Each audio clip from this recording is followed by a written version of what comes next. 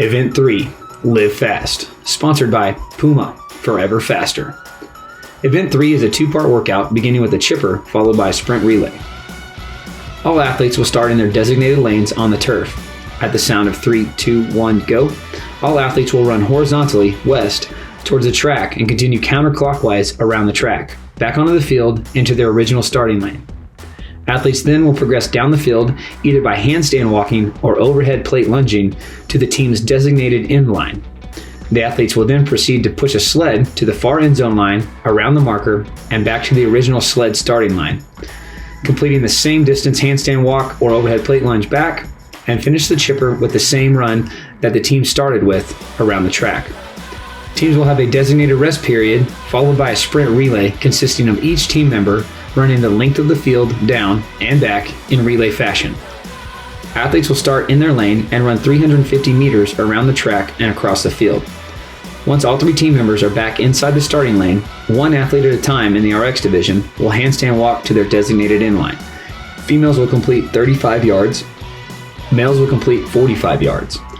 For the scaled and masters athletes, two athletes will plate overhead walking lunge 45 yards. Teams may change out the working athlete at any time, except for the masters athletes, as both will be working throughout this portion of the workout. Athletes not working can follow directly behind the working athletes, but may not go beyond the working athletes. Teams will then progress to the sled push, where only one athlete may push the sled at a time.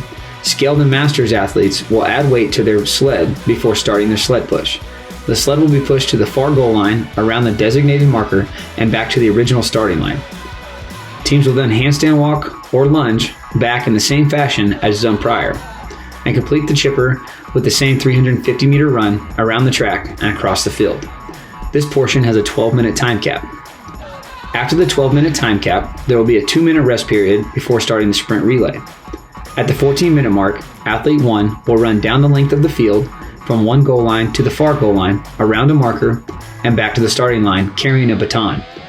Athlete 2 will be released by athlete 1 when they have received the baton from athlete 1. The same will occur from athlete 2 to athlete 3. Athlete 3 will complete the relay when they cross the original starting line. Athletes are not required to stay together during the run, but teams may not start the handstand walk or lunges until all three athletes are back to their designated starting lines. For the handstand walk, athletes must start clearly behind the starting line and finish clearly beyond the finishing line. If an athlete falls during the handstand walk, athletes must kick up in the same spot and may not start beyond where the athlete previously fell. Judges will help mark the starting line when athletes restart the handstand walk, but it is on the athlete to ensure that they start at or behind the designated start line. For the synchronized overhead plate lunges, two athletes must work at a time.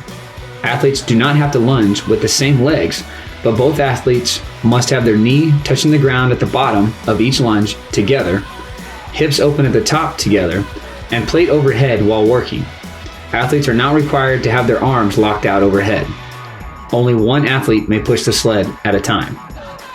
This workout is worth 225 points, 150 for the chipper, and 75 for the sprint relay.